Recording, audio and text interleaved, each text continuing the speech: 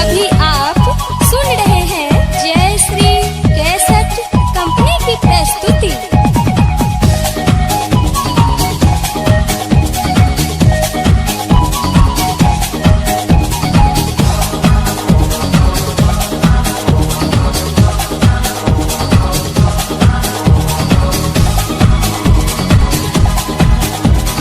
दुल्हा के छोटका भाई छोड़े छे बम चोर चोरी पराकायो।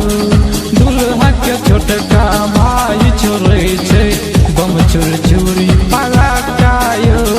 गौआ घरुआ झूमी रहल छे करे छे धूम धड़ाकायो। दुल्हा के पापा नाच नाच के दुल्हा के मरबे सान यो। झूम रहल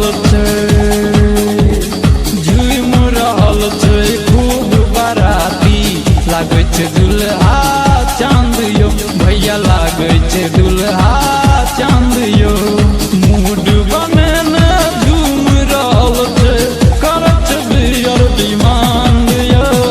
झूम रहल छे सब बाराती लागे छे दुल्हा चांद यो। भैया लागे छे दुल्हा चांद यो।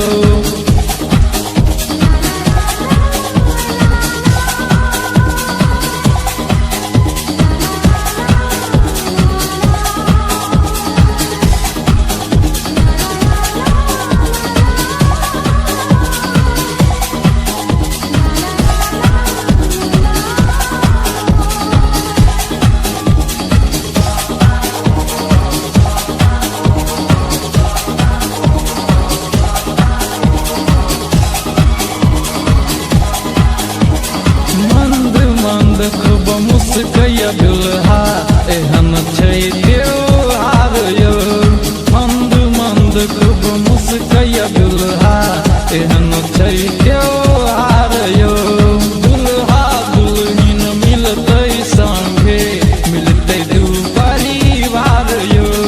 दुल्हा के बाबा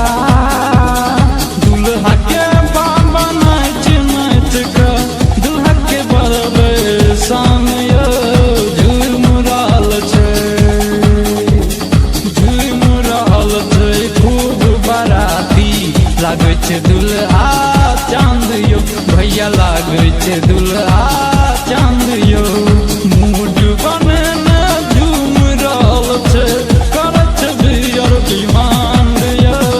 झूम रहल छे सब बाराती लागे छे दुल्हा चांद यो।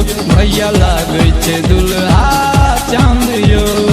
अभी आप सुन रहे हैं जय श्री कैसेट कंपनी की प्रस्तुति।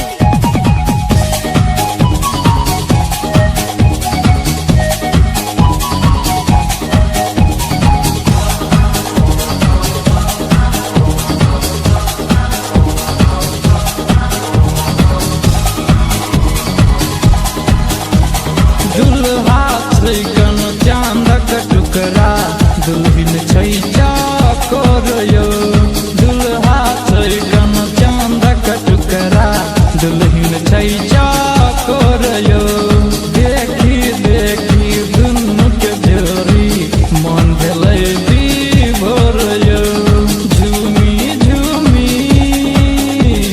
झूमी झूमी कहे बाराती रख सभा के बजबू गान यो झूम रहल छै